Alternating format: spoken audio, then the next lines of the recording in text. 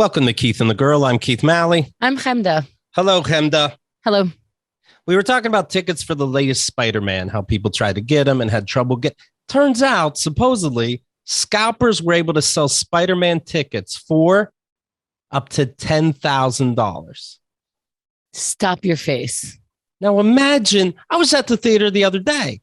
There's a kids yapping 2 rows behind me. That happens after a $10,000 ticket. I'm in jail.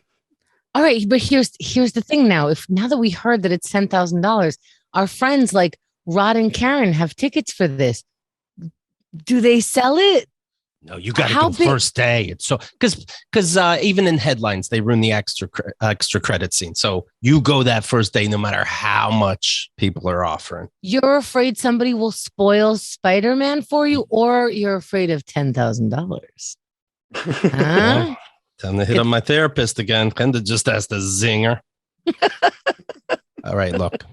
Let's introduce today's guest. I'm very excited. Let me turn on his mic over there during this and we'll get started. His Twitter handle is @Cato Calvin. His Instagram is Calvin S. Cato. His Facebook is Calvin Cato. It is the fantastic Calvin Cato. Hello. What is that? Hello, Calvin.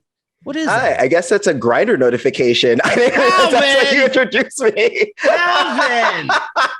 Because I had your mic on. I see. Anyway, Calvin's fantastic. Has been featured on SiriusXM, Vice Media, Netflix, Time Out New York's Queers Comics of Color to Watch.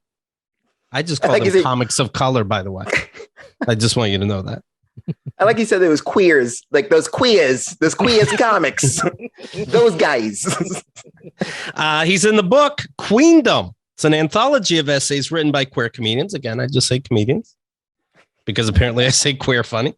How you doing, buddy? Oh my God, I'm doing so excellent. Very queer as usual, you know. Excellent. They set you up, folks. It's what he does. It is weird that we gave people who look like Keith permission to say queer at us. Like, right? And the Queer Comedy Festival. When I point to you, Chemda, you say the word, okay? Okay. He's been mentioned as one of the queer comics of color to watch. You say color to. When I point to you, say queer. You say color. Okay. Keith, you're making it so much worse. He's featured as one of the. No, this is one of the bits that you get to do differently than other people. All right. Anyway, it's good to see you nonetheless, and congratulations on all the success. But I have to say this first. Chemda, happy birthday. Yeah, of course you have to say it first. It is first. Thank you. It was a good one. What happened? I heard, no joke. Nobody cried. Nobody cried. Yay. That's good. Not her boyfriend who's responsible for the whole day. She had him make salmon again this year. The funny thing being, it grosses him out to touch it. And now I can't help but wonder, is that just, do you like salmon that much? Or is it, no, you have to do this for me? When I point to you, you say the word slave. Is it, no. You know that he doesn't like it and that turns you on? Like for my birthday, Kyle hates condiments. Should I have her make me a burger with all the fixins? What's the plan here? You are so funny how you assume that people weaponize their favorite things. It's so interesting. It's like, Chemda, do you enjoy that? Or did you just want Xerxes to suffer? Like, you've known me for over 17 years now. Is that what I want to do? I just want to jab him with my salmon. Fuck you for all the year.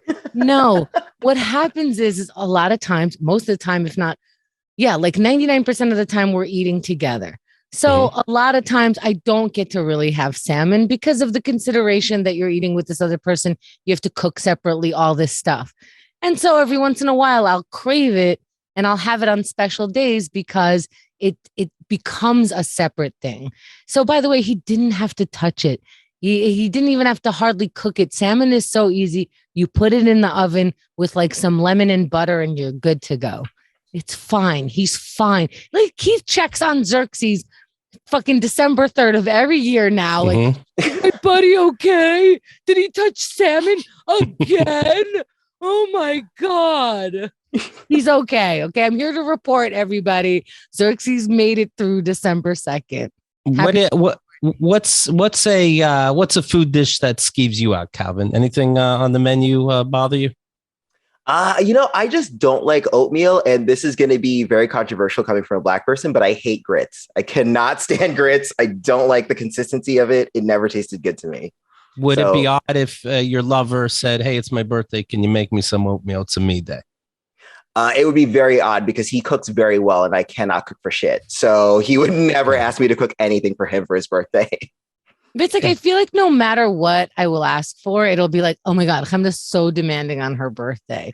Like, I'm not asking for jewelry because, oh my God, she's breaking the bank of her boyfriend. What is she asking for? I'm not asking for a trip. Oh my God, he has to go to this weather and this thing, and he has to traipse through another fucking fakakta, whatever the hell. Everything is going to be a big woe is me for Xerxes for everybody. He's fine. All right. But did you get a birthday card for every year you were born? I did not. I feel like that card situation has now really been like the pay it forward movement. Like, he gave me however many 17 cards that one year. And I think we'll read another card in 18 years. Okay. I think that's what happened. And there's no more cards. Was there no card yesterday? No card. No. Was that a bummer? Or is he like, I got to put my foot down? You're saying no, but that's a big deal. He's not putting his foot down. You have this image. He's very inconsiderate, or he's putting his foot down. To wake up and go, there is no card today. That was a decision, or it should be offensive? I have said that I do not need a card anymore. And I've thought about it because when we first started dating, I was promised a mushy feelings out loud situation. And there was a little reluctance, whether, just because there's an I'm not used to it aspect to it. And I wanted it in a card because I felt a little bit more like I needed that kind of stuff, and that permission was granted on a birthday, because now here's your chance to do that thing, that this is what the relationship promised, right? So since then, he's learned one or two more feelings, one or two more colors of the rainbow. And we've been able to share a little more. And maybe I'm not as, maybe the word is not desperate, but maybe I'm not as desperate for these words in a card as much as I was before. Has there ever been a feelings conversation? He goes, can we go back to cards? You can suggest that to him if you'd like. Okay. All right. Since you're so worried about him. Well, let me mention, please, speaking of Achemda's birthday, because I saw the well wishes. Also, the Kickstarter was funded. Oh, yay! How great is that? Yes, it was wonderful. There are a few hours left of this Kickstarter. Okay, so thank you to all the backers who helped us reach our goal. Because of you, we can continue this podcast, go another year. The Kickstarter exclusive silent trailers show is next week, by the way. And all backers will be receiving their special link to reserve tickets. So there's the marathon is definitely happening now. This Kickstarter is definitely happening now. And it's all very, very exciting. And you know how we do, by the way. This silent trailer is coming up. We make everything an event, quite frankly. We did a surprise thing for people that supported the Dad Emails book from last year's Kickstarter fairly recently. We did a reading featuring the great Calvin Cato as a surprise. And how I feel like I played Kyle very well. Honestly, that was my best work. I deserve an Emmy for that. You were the talk of the town for days to come. Mm-hmm. Your character work was, send it as an audition to everything you do from now on. It was amazing. Stop it. But yes. Keep going. Stop it. Keep going. Even Kyle Ocasio was in the room with me, and I'm still like, that's a better idea if Calvin plays Kyle. Kyle will play Cat's actual emails. My brother was there. He played my dad. My point is, these events are all out events, and Silent Trailers isn't going to be anything different. Here's a letter from a listener, Shira, Princess of Power. Happy birthday, Hemda. I'm so glad you were born. Oh, I was going to say you don't have to read more, but you did. You and Keith have changed my life for the better and helped me laugh as I find my way through this life. When my mom passed away 3 years ago, I wasn't sure what to do, and I ended up sending an email to Hemda, pouring out my emotions like it was a diary. Hemda, now, guess, because I know, Hemda, you responded with, but do you think, I'm going to give you two choices. You either responded with A, kindness and warmth, or B, asshole and shithead? Well, Do you let's remember see. this person, Shira?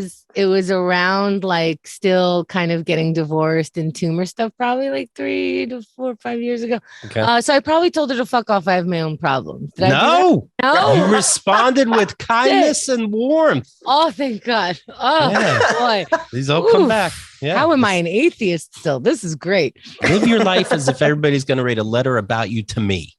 Okay, everybody? It meant so much to me, they say. You said, along with some other things, it's okay to be in pain right now. This is painful. And those words stayed with me and helped me mourn my mother's passing instead of stuffing my feelings into the Oreos. Yeah, those come double stuffed. So don't do that, people. Feel free to live in your how you doings. All right? Oreos. Keith, your sense of humor about your own parents has helped me laugh through my day so often I can't even count. Oof, you are now getting such weird compliments about your family. You're like, hey, if you could laugh at your family, I guess I can go on with my day. And Keith, your dad's an asshole. Anyway, between the two of you, and your wonderful guests have been a part of my life, my growth, and without you, I know I wouldn't have been the person I am today. Congratulations on your Kickstarter. Here's to another year of the Keith and the Girls show. May you live to be 120. L'chaim, Shira. Aww. I think speaking of my dad, I remember when I was a kid, I would be smart enough to say, if there's God, why are there fucked up people? Meaning, why do people get cancer? Why do kids are bipolar? Why are some people born without legs? And my parents said, so you realize how good you have it. That's fucked up. Well, that's a bummer for these angels. Right? Well, anyway, we spoke earlier about giving you permission to say queer. You really prove yourself awkward when you go like, what about all these fucked up people? Yeah, these angels. Yeah. You make them sound like special guest stars in your life. Well, my point is, I think my dad was one of these people where he was born to flap his wings in Somerset, Pennsylvania, so that Shira can feel better wherever they're at. Well, that's how he contributes. Yeah. I had to dig holes so that other people get what a blessing.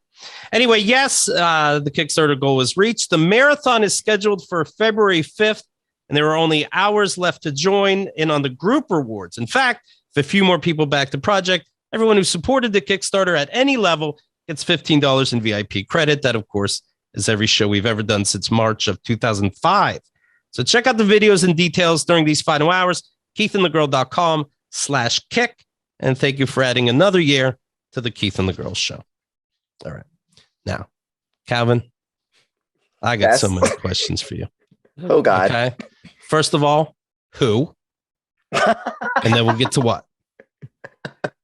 Now it's been the same person actually for like, you've been seeing, how long?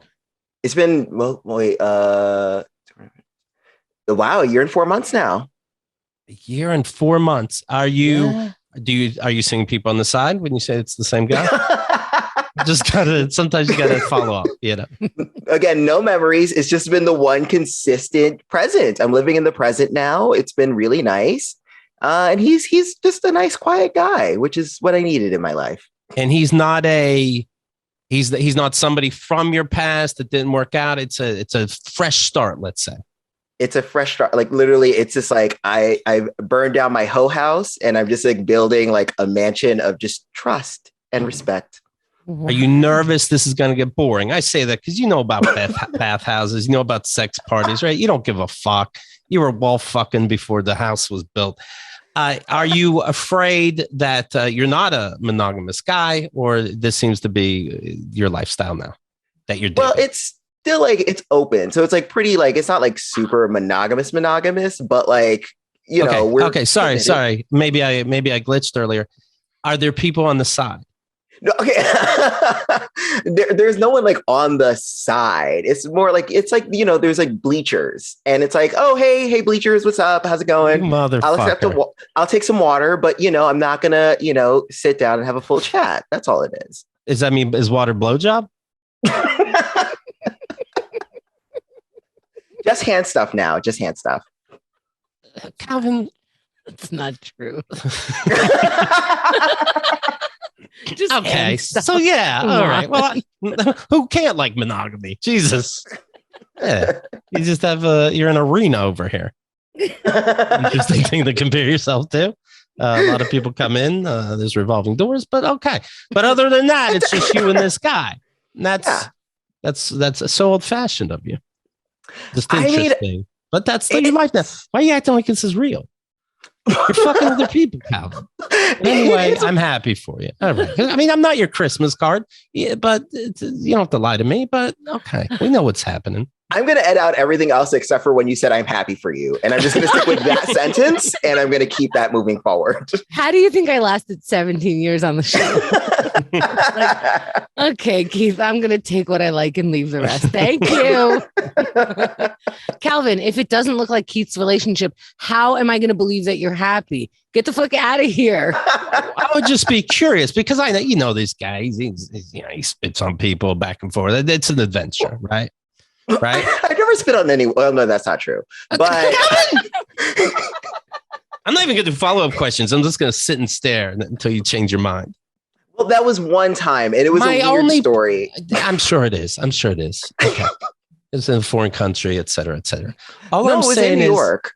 it's in New York, and what happened? Yes. You finally got, yeah. So this is a while ago. There was a guy who I was chatting with on an application, if you will. An online one, and we had been chatting back and forth for a while, and then it got to a point where it was, either you have to come over to my place or vice versa. And so I'd invited him over to my place because there was a huge centipede thing in my tub, and I was too afraid to kill it. So he was like, "Okay, I'll come over, but if I come over, I'm not just going to come over and kill this thing." And I was like, "Okay, sure." So he came over, he killed it, and then we had a conversation, and then he left. And I was like, "Great." And then I was like, "Oh, wait, why did he leave?" So then I messaged him back and he's like, "Oh yeah, well, I didn't leave the actual building." So then we had sex and he waited for you to make up your mind and you did. And he's like, "I knew it." Great. That's great. Not creepy. Great. Well, I don't want to be rude. I don't want to be like, you're just like an exterminator dick, like, I wanted to, show my gratitude. How long ago about was this? Oh gosh, this must have been 5 years ago. Okay. And it just came to you because I brought up spitting, and you remember that. My only point was that you were a man of adventure, and I'm just curious how somebody goes monogamous, but that's not happening. We got to the bottom of it. That's all. That's it. Okay. We solved it. Of course you're happy, and I'm happy for you. I just had to know that I don't have to buy that toaster on layaway now. Nothing's gonna happen. Huh? I'm so glad that Calvin is laughing because you are infuriating. This is what a friend should do. Get to the bottom. Do you know? Yes, it is, Calvin. These other people you hang out with. You're like, I'm with this one single guy, and they're like, good for you. These are people that don't care about you. I see your eyes. I care about you, so I follow up and go, doubt it. That's giving a shit. I just feel like maybe your tone, if it were like at least like the inflection went up instead of down, I probably feel more positive about this. Yeah. No, I see that. I was born fucked up. That's why I was able to say that earlier. I was born with sarcastic tone, and there's nothing I can do about it. So that's my curse. I don't believe you. I don't either. Yeah, no, you can't keep leaning on that. You go to a speech therapist and then you get your twos and your trees right. And you also get your sarcastic fucking voice. Your girlfriend can't even tell if you, I love you. What? Yeah. No, yeah. I have like triple vocal cords on each. It's hard to explain, but yeah, it comes out. It comes out odd. Oh, you had a diagnosis, I hear. Do you and your man have to say when let's say a game is in town, or you can just go with a ticket of one? I mean, so basically we're just very honest about each other if something like happens, basically. But like, it's not like I'm like, okay, you clearly scheduled like an appointment at 5. It's more a matter of like, and it's not even like we really like do much outside of what we do in our relationship. So for example, I was on a cruise for 8 days, and that was kind of okay, we're just not going to say anything. I'm just going to assume something might happen and be okay with that. You were performing too, right? Oh yeah. Oh, I was. I mean, you were doing stand up also. I mean. Yes. Sorry, I was doing stand up comedy. Yes, as well. Yes. So when you're on a cruise, you know you're going to be the star, and everybody's going to be in close quarters, and there's going to be fucking, right? Oh yeah. I mean, well, so for gay cruises, there's like what is informally known as a dick deck.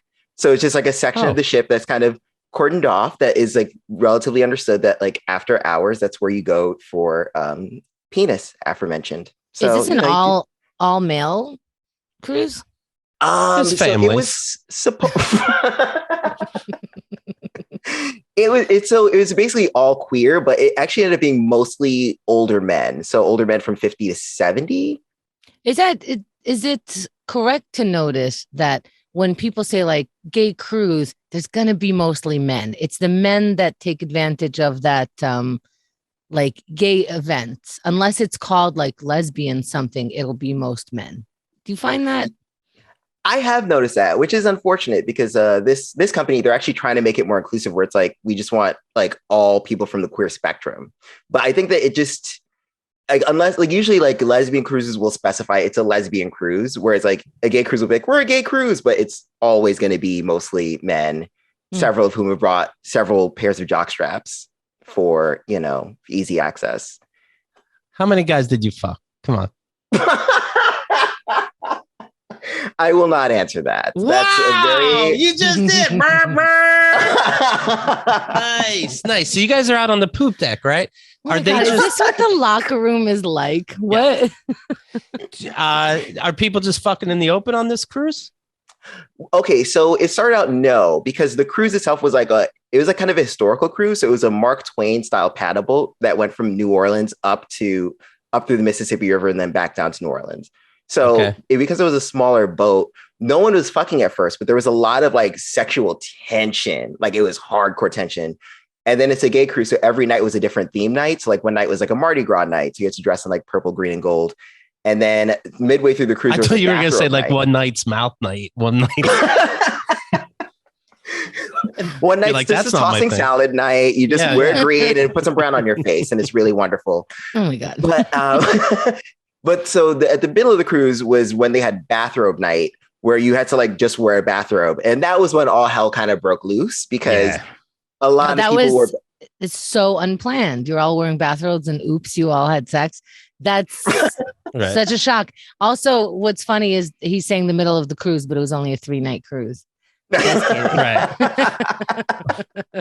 Well, the first night they're like, is this a bust? And they're like, we're making them wear clothes. All right. It's nude night. So did you participate in like robe night and things like that? I did. I actually, so I brought my friend with me and my friend did like ultra amounts of research on this cruise. So he was like, this is what the room's going to be like. These are all the themes. I'm going to lend you some clothes. Like he was like, really like, we're going to show out for this gay cruise. So I did have clothes for every single night. And at some points I had multiple changes of clothes because, oh my God, gay cruises. It was like so much going on. But bathrobe night was the one night I was like, I'm ready for that. I have 15 robes. I'm going to wear the nicest one. You had to keep changing your clothes because you're having sex so much. Yeah, that's what you're saying, right? It's he's saying sweaty. He's saying there are different events and there are like themes for events or different dressing things for events. I think we're both right. Okay. Right? No, there was not. There were like a couple of orgies that did happen, but they were like sequestered in rooms. They weren't like out in the open. Let me tell you why Keith is responding this way. Because in his world, you don't go on a cruise like, oh, I went on a hetero cruise. And then like, yes, on the third day, there was an orgy. But like, it didn't look like it was going to go that way. Like Keith will never have this story. Yeah. So we have to allow for the shock and awe and like semi-jealousy of this. And so when people are like, yeah, this is totally normal, this will never be normal to Keith. He will never go on a cruise and get anything but like, oh, the waffles were so gigantic, that's it. And picture there's a kid out there listening and he's gay and he's thinking, should I come out of the closet? I'll tell you right now, this guy's fucking on a double decker. What the fuck?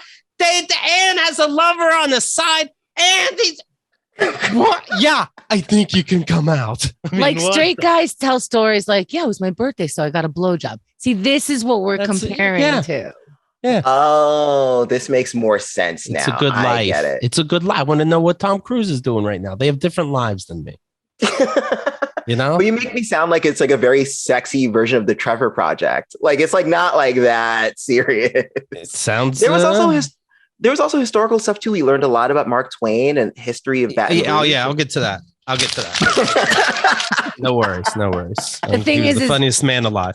Look, Keith got to know the history of Mark Twain and yada yada yada. Yeah, I learned that on my cruise. I didn't know. You know what else he learned on his cruise? There was a class on how to fold napkins. Yeah. So we got to enjoy that story. Yes. Oh, yes. Feel bad. Are you serious? Oh my God. I'm like, can we polish the silverware next? This is a fun class. You piece of Were shit. you in steerage? What was happening? Jesus Christ. Well, when you're the celebrity, let's say you're doing stand up on this cruise, then they see you at some fun fuck night. Is that more exciting? Is it nerve wracking? Like, oh, I don't want to talk about stand up, but I do want y'all to want to fuck me. It was actually a little nerve wracking because I was supposed to perform on like the last night of the cruise. So I kind of had to get the fucking done early and then be like, and after you came, by the way, if you're free Sunday, you should come to this thing. Feel free. I swear I'm gonna be funny. You'll send flyers everywhere. But if somebody finishes earlier, you're like, don't sit up front tomorrow. Yeah. I picture you get on stage and then everybody starts whistling like, and now your third command. Woo! I'm like, shut up. Just cool it. I know. It's like, be cool, guys. The cruise director's here. Like, calm down. Did you have people would, of course, a stand-up comedian would reference things that have been going on the boat. Did you give out winks and hints at all the fucking that's been going on? I did. I kept it very subtle and classy because, I don't want to fully embarrass anybody. Right. I did call out probably one or two people, and then there's one person I made eye contact with for a little bit too long. But other than that, it was like really. How do you call out somebody though? How do you call out somebody in a not rude way in regards to fucking on the deck? You just kind of make some sort of shit pun. Like you're like, oh, I saw you at the porthole the other day. Just silly things like that. That's good. And then you give a wink, and then you're like, oh, you're from Palm Springs. You have money. See me after class. Things like that. What was high school like? Because it all worked out. Do you wish there's something you could say to your younger self? Oh boy. Well, I would say probably come out earlier and stop lying to yourself. You'd have had a lot more fun. Right. There might have been a gay school bus. Who knows? Definitely not. No, I don't know. I don't know how. Are you from the city? I don't know what happens over here. I am from New York City, so there was no gay train, really. Oh, okay. All right. It was all graffiti. Okay. So it's kind of the same. It's kind of let me ask you this, Calvin. How was the cruise? Thank you for asking. Great. What the fuck? How are we asking different questions? Oh, now she's with kindness and warmth. I know. I listened. If anything, I'm a better friend than Hemda is because I listened and I can answer that. It was fucking awesome.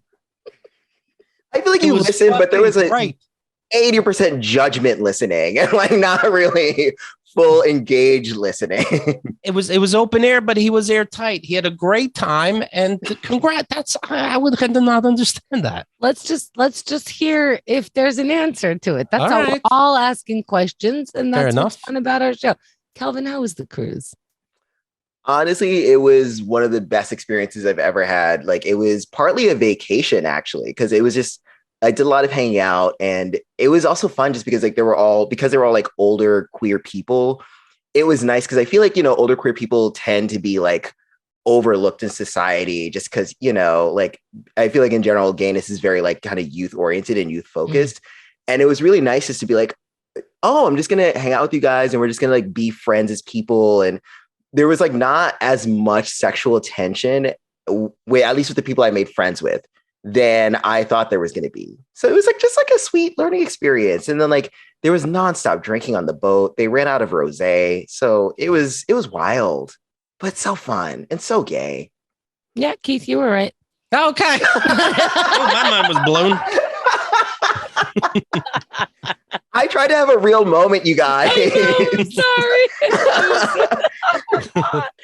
I went full like Stonewall in, and you were like, but let's get back to when you got spit roasted. Can we get into that, please? Thank you.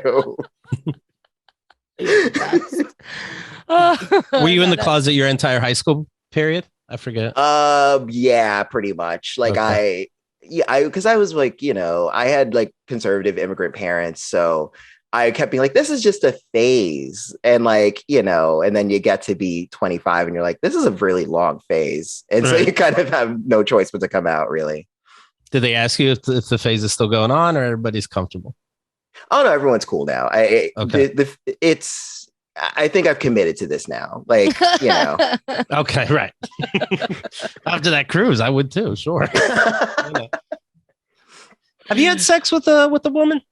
Oh my God. What is going on today? I just want to make sure. I want kids out there that are wondering if they should come out being gay. Oh, they want to know everything that's happening. What kids are wondering this? Or is this you? Are you just wondering this? The kids are saying. This is a little invasive. I don't know about this. Okay, keep that a secret if you had sex with her. I don't want to know. I have to keep some mystery, okay? Yes. Wow. I have lain with a woman, yes, if you must know. Hello. You even hate to think about it, right? I don't see it. I'm not one of those gays. I think that the vagina is a very beautiful thing. It's just like, this isn't for me. It's like pistachio ice cream. I'm like, you know what? Yum. No thanks. That's how I felt about a lot of people I slept with. Yum. No thanks. I don't, you know what? Yum is strong. Okay. When you see how complicated a vagina looks, are you like, oh God, thank goodness I'm not into that? You are right? so projecting. Okay, sure. Can you imagine? They had to work with dick. It'd be fucking Keith just recently Googled, seriously, where is it?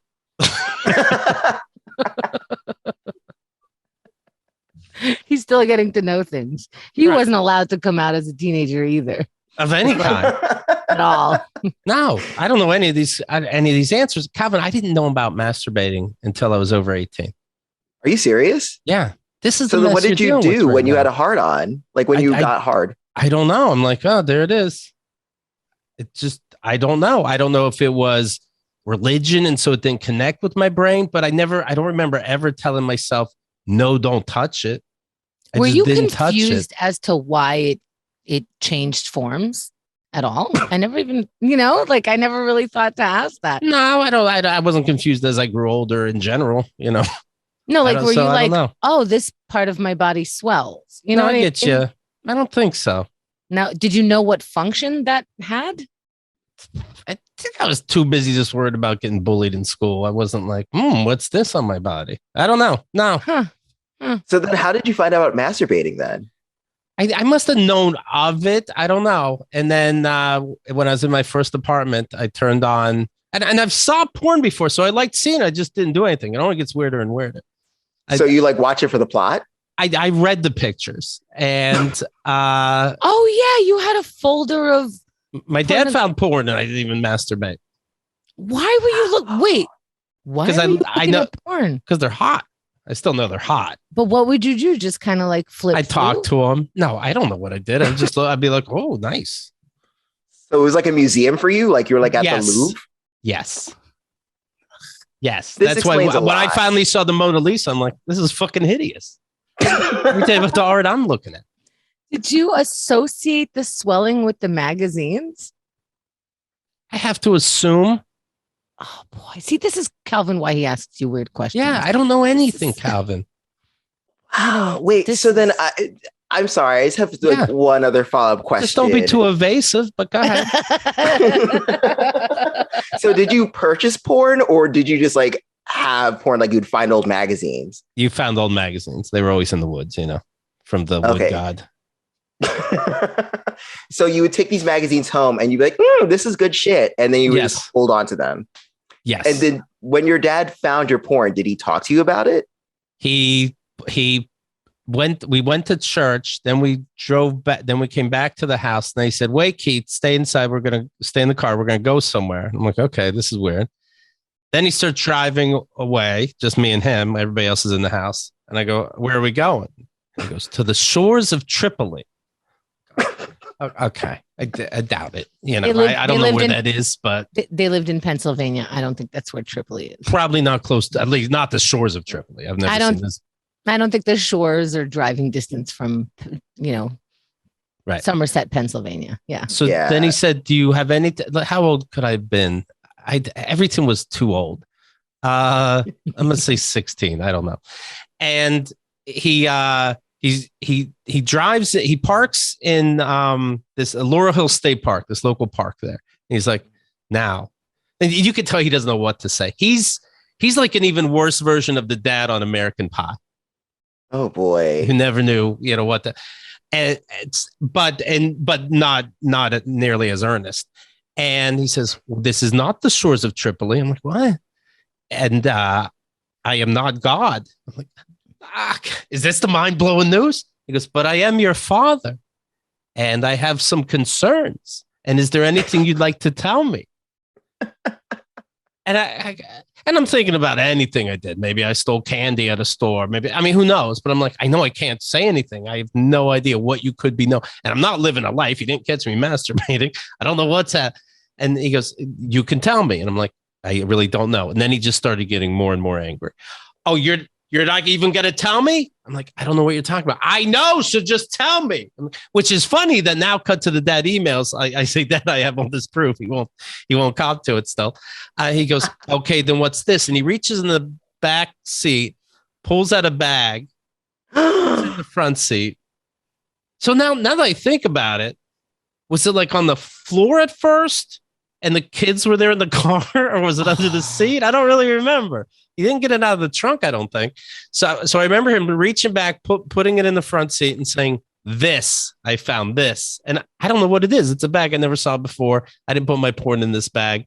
And what I did is I ripped it out of the magazines, my favorite pictures, and I put them in a Trapper Keeper. And he found oh my God, Trapper Keeper. No. Oh my God. Probably a unicorn. Who knows? And Lisa Frank. I love it. Right. Shira was on it. So she was hot too. So then he goes, you don't, then he reaches into the bag, pulls out the Trapper Keeper and goes, this. And then I knew what it was, but I'm like, I don't know. Maybe it all fell out of the Trapper Keeper. I'm like, what are you talking about? He's like, oh, this. And he opens up and there's porn everywhere. I'm like, oh. He's like, now where did you get it? I'm like, I don't know. I just got it. And I can't, say, I think I got it from a kid in school and I can't say that. And so then he drove home and then him and my mom both kept yelling at me, where did I get it from? And I said I stole it from a kid's locker. And so they assumed that had to be the truth. And that was the end of it. I got paddled, but that was the end of it. That was the big talk. And then later he said he was actually upset that I lied to him, that I didn't tell you where I got porn. That's the big father-son moment we should have been having. He was just so devastated. Here's a follow-up question. Mm-hmm. Did they make you look at the porn as you were being paddled? Because that sends different. I had to. He made me masturbate. I had to jerk off for 4 hours. He's like, you love it so much. There's another one, jerk off to it. I'm like, I'm raw, Dad. Like smoking cigarettes is too much. So jerk off to every picture. So I guess I did now that I think about it. What a totally weird thing to be punished for. It's not like you had it at church and it's an inappropriate place. You had it in a safe Trapper Keeper. It's a keeper. And I think it's so weird to have your parents go like, why do you have jerk off material? Do you like to jerk off? And it's like, oh my God, we keep talking about my cock. Oh, yeah. Right. No, I hate it. Like, why do you have the picture of these women? Because I hate them. It's a kill list. I'm going after November's Penthouse first. Then I'm going over to Cherry headquarters. Okay, I do have one random follow-up question. Did you actually 3-hole punch the porn so that it would stay in the Trapper Keeper? No, the Trapper Keeper has those pockets, of course. And so you just kept it loose and willy-nilly? Oh, Keith, come on. Yeah. So that you can pull them out when you want. Well, he shared a room with 3 other boys, and he found these articles in the woods. Not just like this isn't like, oh, get it woods and you get a wood. No, the actual woods. Right. like, with trees, and that's why they call it woods. Did you know, as a New Yorker, did you know that these country folks find porn in the woods? That just means a lot of people masturbate in my family's woods. There's a lot of porn. I always thought that was so weird because, like, I remember there used to be a library in Brooklyn, and like we would find there was a section of the library that we knew no one would go to. It was like neuroscience books or whatever, and we would hide porn in the books. So you would like go to the library, go to that section, and then like check out that book. See, and, like, another reference. That was our woods because paper is from wood, and we just always have to come back to that. Right. Something. But like, and I couldn't tell my dad. Some pictures were from friends in school and some were from the woods. Can you imagine? He'd be like, you got him from the woods. Like, he's such a dork. He wouldn't believe in the phenomenon of woods porn. I think he would walk. That would have been more trouble. I think he would walk you through all of the woods. Yeah. And make sure to clean the woods from getting wood. I had to do. It was going to come out in some kind of way, and I had to squeeze it in. Thank you. We would never be allowed outside. Squeeze it in. I heard you. We would never. She's infecting you. We would never be allowed outside again. I think if I told him we found porn in the woods. Right. The woods is supposed to be a safe space where only guns can kill you and random bear, but not porn. We had apple cider in our fridge, and after like a week, my dad threw it out saying that it can ferment and people can get high off it. So I don't think I should say there's porn in our backwoods. Your upbringing should be studied. I wonder if that's related. Maybe I was younger and it's related to never masturbating. I don't know, but I don't remember it being religious per se. Do you remember religion saying don't masturbate? No, but no. And I didn't necessarily think that was a sin. I just knew sex before marriage was a sin. That I knew I wasn't going to do. You just didn't know what masturbation was. Right. I wonder if in school, people would be like, hey, I bet this guy's jerking off. I bet this guy's jerking off. They would only know to say that if they were jerking off. But you acted embarrassed is what I'm seeing other people doing. It's like, no, I'm not jerking off. I'm not jerking. So maybe I'm like, you're a loser if you jerk off. I don't know. Oh, I see. Maybe. That makes sense. Gotcha. Because again, first apartment, I wasn't even unboxed. Is that a pun?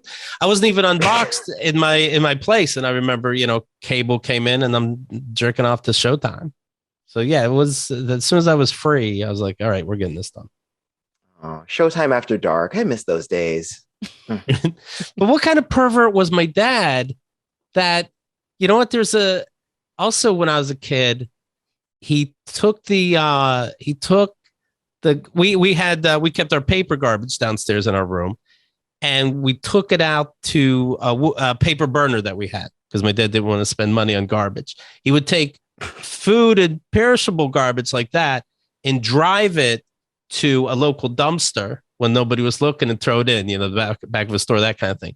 But paper and cardboard, we burned ourselves. And one time he goes, I found a roll of paper towels in the garbage. How did that happen? And I go, well, there are paper towels on the shelf. I assume it just fell down into the garbage that was right under that. He goes, no, I know what you did. Oh my God. Do you want me to say? I'm like, yeah, go ahead, say. I'm at least 16. I think I'm 18. And I go ahead, say. He's like, you masturbated onto the roll of paper towels and to hide it throughout the roll of paper towels.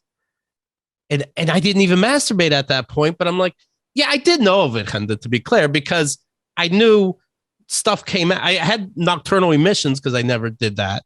So I figured out what comes out the hard way. That is a pun.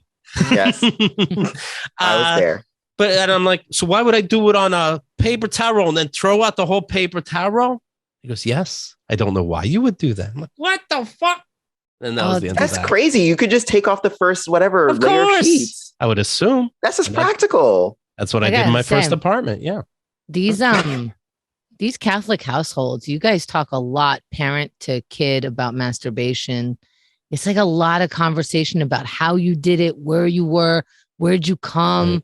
Like how long did it take you? They're doing this math in your head, like when do you even have a chance to masturbate? Now they're picturing you in the bathroom. Like these parents of Catholic homes, they picture their children masturbating so much.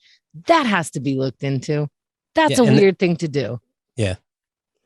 I agree. Because like in my high school, I don't think I ever got a real sex talk. Like we just never talked about masturbation or anything related to sex. Like I think at one point my dad was like, just don't get any girls pregnant and then focus on becoming a doctor. And like that was the closest I ever got to any sort of sex talk. I never had like masturbation investigative discoveries where like they were like, but what happened? I found this URL or like I used to keep my porn on like diskettes. Oof, that's a long time ago. But like I would mark the diskette solitaire so that I would remember. And like my parents had never played because they're like, oh, solitaire, that's a boring game. So I figured I was safe that way. But they never discovered. Let's say you found porn or that your kids were watching porn. You're gonna yell at them about it. And then you're also like you're taking out the porn from the back seat like it's exhibit A. Is that how you're gonna run your house? Like, well, why else would you be looking at this? And now they're waving porn in your face. And this is the conversation you're having with your parents. I don't understand. What do you think that teenagers are doing with their bits? And what I'm getting yelled at, I don't think that I'm wrong. I'm like, I'm a kid and I'm seeing porn. Who gives a shit? And also, as for lying to you about who gave it to me, I can't tell you. I know those are the rules. I'm wrong on neither of these accounts. This is ridiculous. And what bothered me is when he would try to almost joke about it or make reference to it, but I got hit that day. Like I remember there's, you still got new. I don't know if it was some English assignment or what. I'm like, the word voluptuous. What's that? I didn't know what that meant. My dad goes, the women that you like to look at. I'm like, okay, but is it a funny reference now?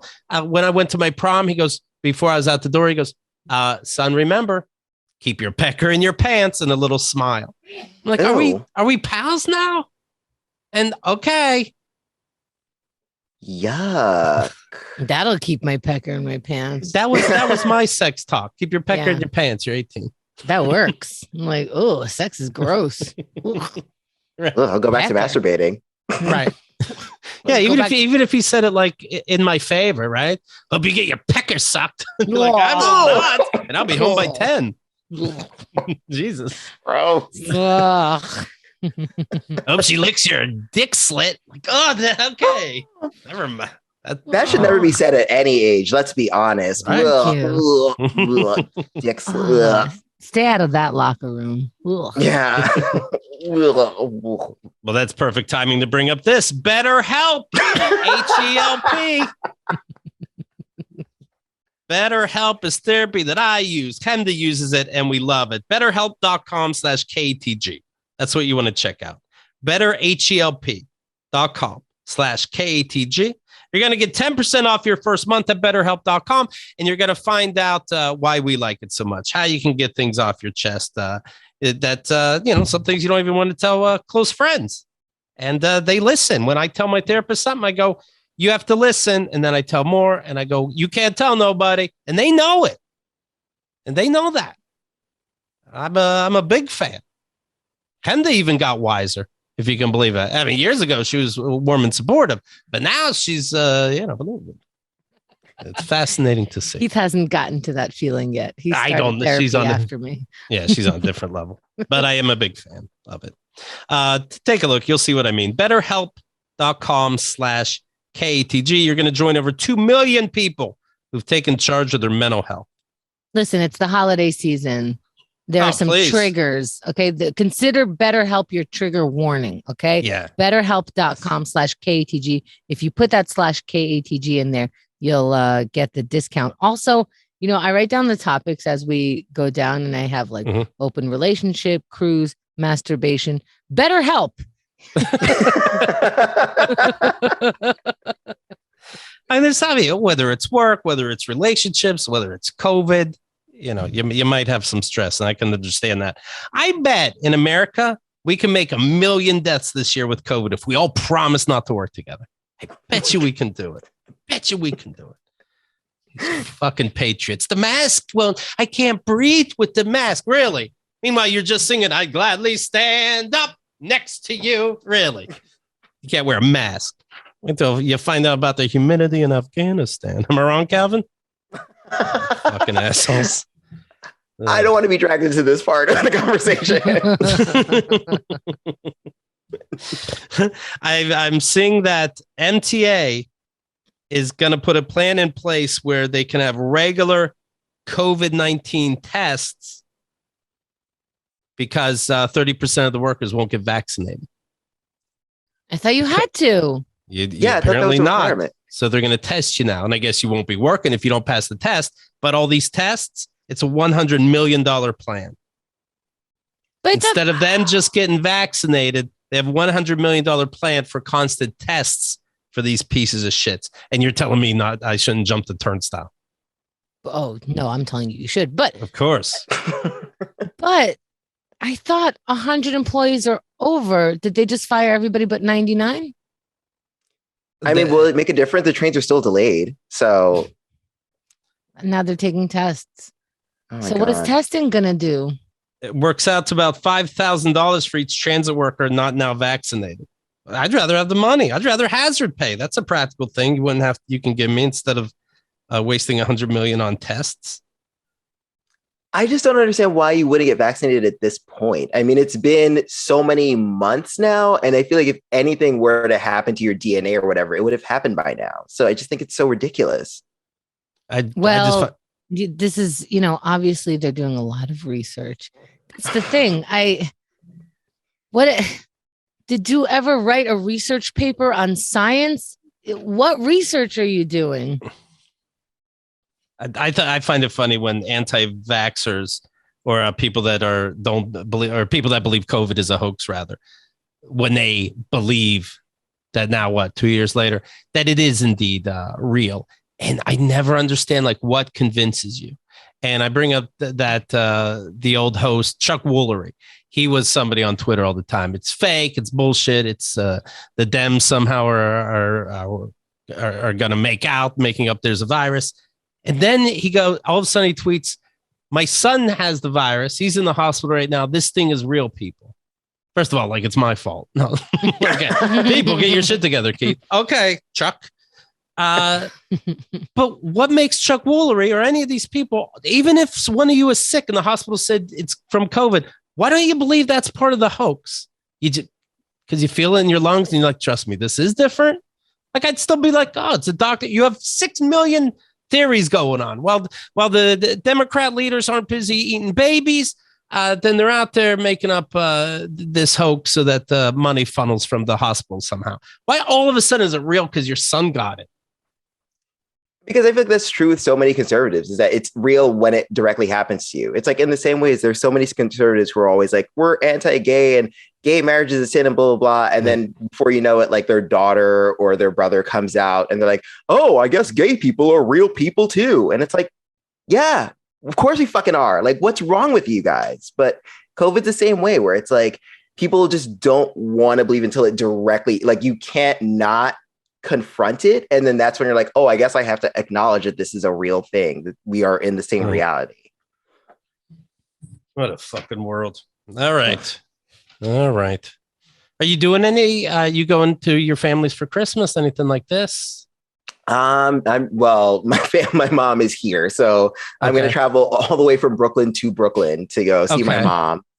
And in general, we don't really do that much for Christmas. It's because we're not we're not Christian by any means, actually. My parents were never into organized religion, which was pretty sweet. I didn't have to go to church. Nice. But basically, so what we do every Christmas is we just have a small dinner and then we go to a casino because it's Christmas, so it's empty. Yay. And then we play. I was going to ask about that because I was thinking, would that be a good time for Atlantic City, or because people have time off, is it bad? Honestly, it's really good. So I did that one year with my mom where this is 2 years after my dad had passed away and my mom was feeling sad. And I was like, for Christmas, let's just go to Atlantic City.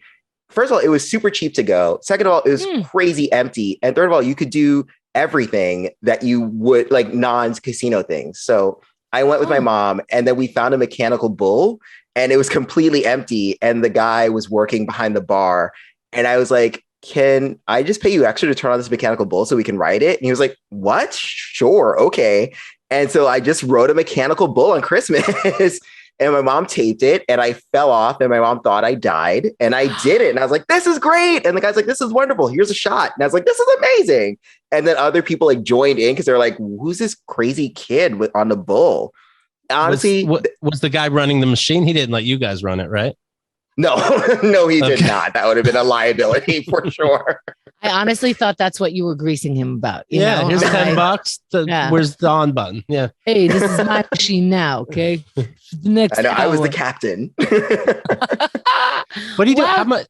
Do you remember how you paid? Like, I'm just curious. How do you? Or it's just part of the tip after? For the bull or in general? Yeah, for the bull. I wouldn't know what to do. Oh, I just paid cash. I was like, here's cash. I want to ride this mechanical bull. No, Keith is trying to figure out how people grease people. Like, what was? Did you handshake them and pass money? How did you decide how much money? Do you leave in the bull's mouth? I wish it was something Sopranos like that. There was literally no one there, so it wasn't even like I got to do a weird like, hey, here's a wink and here's a bowl. Right. Like it was literally just like, here's $20. Okay. Please turn this bull on. Yeah. I want to do that. I want to grease somebody once in my life. I don't think I've ever flat out bribed anybody before. Well, that's sort of like what he's talking about. Hey, this isn't working, but I bet I can throw money at it. And you greased without even, he didn't tell you a price, right? You decided $20. Yeah, that's true.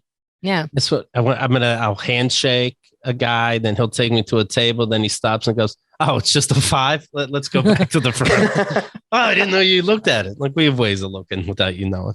My father was the best at it. And it's like, when it's done well, it's like, damn, all right. You really know what you're doing. I mean, he can do it wherever. He knows exactly when there's room to do it and how much to do it and like how subtle or how openly to do it. One time, I don't remember if it was like July 4th or something like that, where the closer you get to the park, the less parking there was. He paid someone $20 to get out of their fucking killer spot. He's like, how about if I park here now? That person went. There's no parking for $20. Would you think that was a $20 thing? I would think that was $200 minimum. Yeah. $20. He's like, how about I park here? I'm like, oh, you could do that. Yeah. That's cool as fuck, right? Yeah. That's amazing. How does he spot his marks? Like, can he tell by like the way they're dressed or like? I don't know. He's Iranian, if that helps. I don't know. I don't think we're allowed to say anything like that. I mean, I know like tipping isn't so we had a belly dancer, for example, for my bat mitzvah. And when she comes out, we all know to tip. Like he already has singles for his friends and everything. This is like, 12-year-old kids. And I know where to put the dollar. I put it on her bra in front of my whole family. Like you could put it in all different places. Nothing was weird or sexual about it. So I feel like somewhere in that, like you kind of know that money, where the comfort and money is and or maybe he's just cool as shit in that department. It's an incredible thing to do. Your dad and Keith's dad are polar opposites. Yes. Oh yeah. Crazy. Yeah. Yeah. My dad is the life of the party. He'll be like, shots. And everyone's like, please, no more. He's like, and I'll just pour the shots and the drink. Like, come on. Are we here to party or what? I'm like, Meanwhile, my dad would be going, I know a lot about that lifestyle. It would surprise you, my knowledge.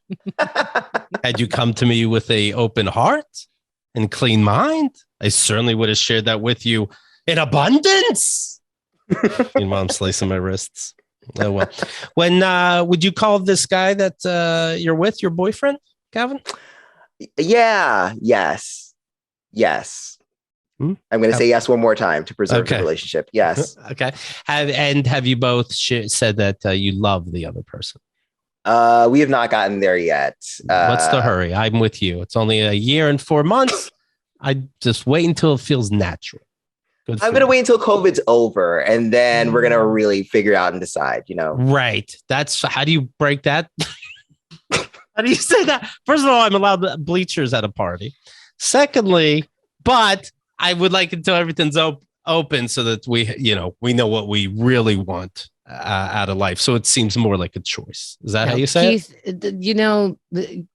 You got to charge when paraphrasing someone's life because it is magical. There's Like, is that what I said? Interesting. Yes, you did. So it's game on now, but all right. Well, you're happy and that's what matters, right?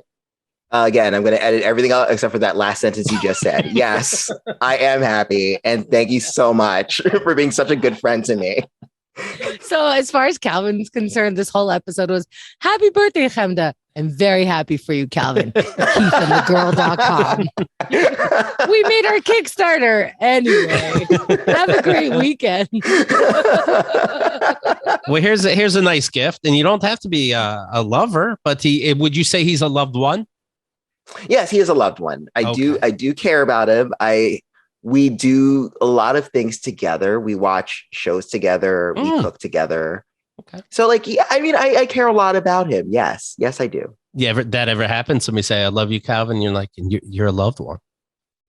Oof. Well, I love you so. Has anybody ever like, I love you? And I'm just like, you are loved by someone. Right. You are loved. There's a lot of pressure though, right? I like to be like, you don't have to answer back. I love you. In fact, I'm going to get newspapers because I don't want them for what else can you say? Like, sounds good. Roger. I mean, I love you. It's such a scary thing because it really is like, once you say it's like a Mexican standoff where you're like, okay, what happened? We all freeze. And then you have to really figure out what the fuck we just said. And so, you can't take it back. And from now on, it's, I love you. Like, yeah, it's not, I'm having a loving moment. It's not like, wow, I really feel love for you right now. It's, I love you. And now we're here. Yes. It's very different. I mean, I've said, I love having sex with you. And I feel like that's a close enough approximation, you know? I like hearing that. Yeah, but Calvin does it like, I love you. And then Calvin goes, I love you, your body. What'd you say? They say, I love you. I go, thank you. They go, do you want to say something? I go, this was your idea. You said what you had to say. And that's the way the relationship should be. That's fantastic. Anyway, it's this holiday season that you want to get it right. And I want to tell you about a gift that your loved one will enjoy. Storyworth. And they use this with Xerxes, and they're still going strong. Yeah, see that, Calvin? He was just using you to get into this. Yeah. You love him, you don't love him, doesn't matter. Let's get Storyworth. Storyworth is the first time this happened to me. God willing, won't be the last, my friend. Storyworth is an online service that helps you and your loved ones preserve precious memories and stories for years to come. It's a thoughtful and meaningful gift that connects you to those who matter most. So Storyworth asks your friend, hey, what's the first job you had? Let's say, what's, innocuous questions. You fill them out and then they put into a nice, beautiful, lovely keepsake book, a fantastic story. And you guys, I mean, and then Xerxes, am I wrong? Well, you guys were reading it. You were balling all over the place. All right. Great idea. It's a great idea. By the end of it, I'll have an autobiography, basically. Yeah. And if I had children, this is so handy. Like, you can't ask your parents. Your parents might pass before you can ask, or they might be more inhibited. And so because you get to write it or you get to ask them, you can write it out for them or they can write it out for you. And it becomes just a regular story as opposed to this big conversation that you're having with family. It bite sizes it for you. And then you really get to know these people and these questions that you might not think to ask. Did you ever have a pet? What was your first job? These things that we don't consider asking maybe the older relatives in our lives. Yeah. And when I say innocuous questions, I think I'd learn a lot if I gave this to my dad. Now, he ended up trying to fuck my ex-wife, so I'm not gonna. But if you have less than a caustic relationship with one of your parents, it might be a good idea. And I had a trapper keeper porn. Oh, what a big problem. Anyway, with Storyworth, I'm giving those I love most a thoughtful personal gift from the heart and preserving their memories and stories for years to come. Go to Storyworth, STORYWORTH, one word, of course, storyworth.com/KATG. Save $10 on your first purchase. Storyworth.com/KATG. Save $10 on your first purchase. Okay. And honestly, like, Calvin, if those love words ever start flying. And this is like an easy one because it's a very thoughtful gift, but you could just click a button and they get a present. So you don't have to concern yourself with like, oh yeah, I totally thought about this ahead of time. Do you ever feel that way? Like we have some great Keith and the Girl sponsors, and I use them for gifts. And they're like, oh, it's so thoughtful. And just to myself, I'm like, but it wasn't. It was so easy. It was so easy. Anyways, story worth. Thank you. What you got going on today, Calvin? Today I'm leaving right after this because it's my friend's 40th birthday. So I'm going to the Poconos to celebrate the big 4-0. Okay. Exciting. Yes. You're getting up there. Okay. Wow. HBO, if you're listening, I am 29 plus, and we're going to keep it that way for a long time. Thank you very much. He was talking to me because it's my birthday. He likes to keep everything in check. Chemda, you're getting old. Thanks for listening. Does age make you nervous at all, or you're a cool customer? Do those big numbers affect you? Yes and no. So like, I feel like I get nervous a little bit like right before the birthday, but like every year I grow older is another year I'm away from my 20s, which I'm fucking so happy about. You could not pay me to be in my 20s ever again. I would never do it. Yeah, I heard about your apartment. Yeah. Oh, the toilet fisting? Yeah, I don't want to do that anymore. I'd like to think I move forward. Yeah. Oh yeah, you had to mush up shit in the toilet or something for it to go down, or I just had to gently fist it down and coax it down the drain, because that's what the 20s is. You can either pay to live indoors or have plumbing, but you could not have both. And I will never go back to that again. Right. Just to be clear, he's not talking about the 1920s. They had it easier than poor Calvin did. A chamber pot would have been more sanitary than the place I lived in my 20s. There's been some disgusting places. Yeah. Yeah. Oh my God. How do you feel about your birthday and aging? Part of me, I think that I'm not immune to any of this. And I forget that I'm aging. I still feel 19 all the time, but I feel okay because the responsibilities that you take on as an adult, once you agree to those responsibilities, for some reason, it alleviates. So this whole time I was fighting it. Like, I don't have to do dishes at whatever time. Like, I could let them pile up. And then it's like, you know what? I'm a person who does the dishes. And for some reason that feels better. And then I say things like that out loud. And I'm like, I'm not old, you're old. So I don't know. I definitely, and also like, I like to take a picture of myself on my birthday so that I'm not like in denial, but then on your birthday and on your birthday week, you get all these, timeline flashback pictures. And it's like, oh yeah, I'm not 19 because that's what I looked like when I was 19. I don't have to open up an album because I look in the mirror. It's the same me because I'm aging slowly in front of the mirror. But when you show like 15 years ago, I'm like, oh my God, who's that baby? And then you start looking like a different person. It's like, you know what? I'm fine. What was the question? Looks like it's going great. All right. You look fantastic though. Seriously. Thank you. Yeah. Fuck yeah. Yeah. Oh, and then, okay. So a few years ago, this started happening. And I think boys have learned their lesson about this. So if younger guys come on the show and they're like, oh, you're like 38 or, oh, now like you're 46. They're like, oh, you're like a MILF. And I'm like, okay, I'm not a mother. So really you're just saying it's still okay to fuck me. So right. They don't realize like, it's like, oh, wow, ma'am, you look great. And it's like, ma'am. All right, cool. Subtle whatevers that you can't really take personally, but it's so done at your person that you're like, right. Noted and letting go. Oh. Calvin, is there anything people should know about you, what you're up to? They, of course, they're going to follow you online at Cato Calvin on Twitter and Calvin S. Cato on Instagram. Anything else people should know? I don't want to be missing one of these cruises. Well, I mean, I'm around. I'm, back in New York City doing gigs and stuff. And it's all on my website, calvincato.com. And you'll see me. I'm around. I'm looking at the bleachers. So if you're out there sitting on the sidelines with some water, let me know.